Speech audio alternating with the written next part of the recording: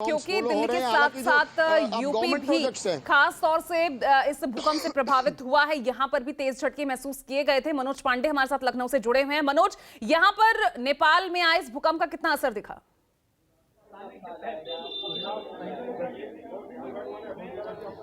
जी बिल्कुल, नेपाल में जो भूकंप का केंद्र है उसके झटके रात में 1:57 पे।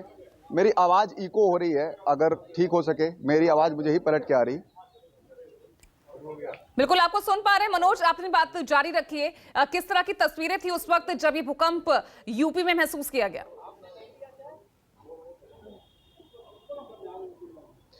जी बिल्कुल, यूपी के तमाम जिलों में ये भूकंप के झटके महसूस किए गए हैं, चाहे वो कानपुर हो, उन्नाव हो, बरेली हो, रामपुर हो, तमाम जगहों पे ये भूकंप के झटके महसूस किए गए हैं। फिलहाल मैं इस वक्त लखनऊ में मौजूद हूं और लखनऊ में लोग हमारे साथ मौजूद हैं। हम इनसे जानने की कोशिश करेंगे कि जब भूकंप के झटके आए तो लोगों ने क्या महसूस किया, क्या दिमाग में ख्याल आया। सर, रात में 1:57 पे भूकंप के झटके महसूस किए आपने? मैं झटके तो समझ में नहीं आए, लेकिन बस ये है कि एकदम से लगा चक्कर सा आ गया है, और चक्कर आने के बाद रात को मुझे उठना पड़ा, उठ करके बीपी की दवा खानी पड़ गई। ये तो सुबह पता लगा कि हाँ ये भूकंप आया हुआ है, तब एक दहशत हुई। ये आपको कब आपका बीपी? करीब 2 बजे के आसपास ऐसा लगा कि चक्कर सा आया है, कुछ झटका सा महसूस हुए तो, और बिल्कुल रात के अंधेरे में तो ये लगा कि चक्कर सा आ गया था, घबरा से गए थे। सर, और लोग भी हैं, उनसे जाने। सर, जो भूकंप आया आपको पता है कि रात में 1:57 पे भूकंप आया, कुछ महसूस हुआ? क्या नहीं, मैं नींद में था, सो गया था। मैं तो अभी आप लोगों के द्वारा मालूम हो रहा है कि भूकंप आया था।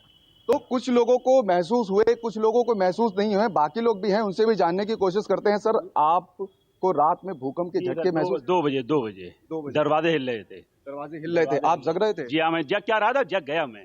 जग गया। तो आपने क्या किया फिर? नहीं, कुछ नहीं किया, ऊपर वाले को याद किया बस। ऊपर वाले को? आप घर से बाहर नहीं आए कि घर से बाहर आने उसका फायदा नहीं था कोई।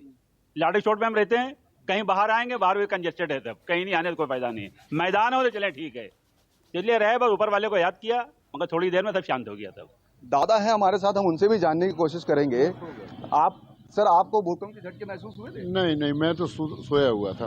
मैं तो किसी ने महसूस किया, किसी ने महसूस नहीं किया भूकंप के झटकों को। लेकिन एक बात और मैं आपको बता दूं कि जो रात में 1:57 पे भूकंप के झटके महसूस किए गए, उससे पहले 8 तारीख को यानी मंगलवार की रात में 8:52 के पर भी भूकंप के झटके महसूस किए गए थे। उसकी तीव्रता 4.9 थी।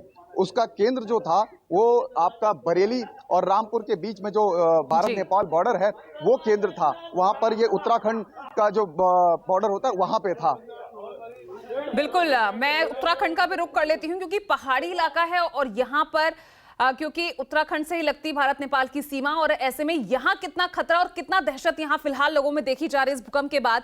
आइए अधीर यादव हमें वहां की जो है तस्वीरें दिखाएंगे। अधीर, क्या उस वक्त हालात रहे, क्योंकि पहाड़ी इलाका है और यहाँ तो खतरा और ज्यादा बढ़ जाता है जब इतनी तेज भूकंप के झटके महसूस किए जाएं?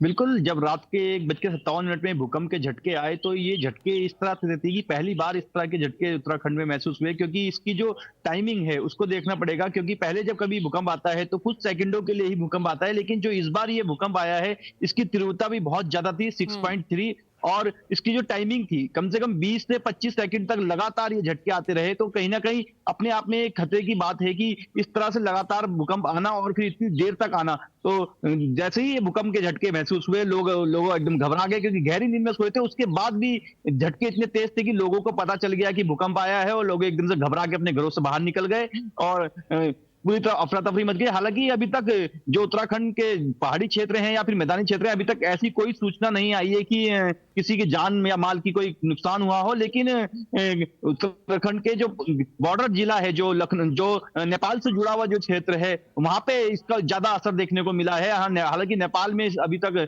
नुकसान की खबरें आ रही हैं और 6 लोगों की मौत भी हो गई है, लेकिन उत्तराखंड में अभी तक इस तरह की कोई भी अभी खबर ऐसी नहीं है कि जिसमें जान और माल का कोई नुकसान हो। और हालांकि साइंटिस्ट पहले ही बोल चुके हैं, क्योंकि उत्तराखंड के जो पहाड़ी क्षेत्र हैं वो जोन 5 में आते हैं, तो और वहां पर ज्यादा खतरा बना रहता है, क्योंकि उत्तराखंड पहले भी 2 बार भूकंप झेल चुका है। क्योंकि चमोली में एक बार भूकंप आया था और वहां पे काफी नुकसान हुआ था और कई लोगों की जान गई थी। इसी तरह उत्तरकाशी में भी भूकंप आया था और कई लोगों की जान गई थी। तो इस तरह से उत्तराखंड में अभी परसों भी एक भूकंप के झटके महसूस हुए थे। 4.3 उसकी वो थी स्पीड थी, लेकिन अब जो ये वाला भूकंप आया है ये अपने आप में अभी तक का सबसे ज्यादा तेज भूकंप है, जो जिसकी तीव्रता 6.3 है और इसकी जो डेप्थ है, केंद्र तो नेपाल का बॉर्डर ही है लेकिन डेप्थ जो है इसकी बहुत कम है, 10 किलोमीटर की इसकी डेप्थ बताई जा रही है, जो अपने आप में बहुत एक चिंता का जनक है। बिल्कुल बेहद चिंताजनक ये स्थिति कही जा सकती है, एक तरह से अलार्मिंग सिचुएशन इसे कहा जा सकता है, इतनी तेज झटके जो महसूस किए गए हैं। नमस्कार, मैं हूं मानक गुप्ता। अगर आपको हमारा ये वीडियो पसंद आया हो तो इसे लाइक और शेयर जरूर करें और हां, हमें सब्सक्राइब और फॉलो करना ना भूलें ताकि आप देश और दुनिया की कोई खबर मिस ना करें। तो जुड़े रहिए हमारे साथ और देखते रहिए न्यूज़ 24।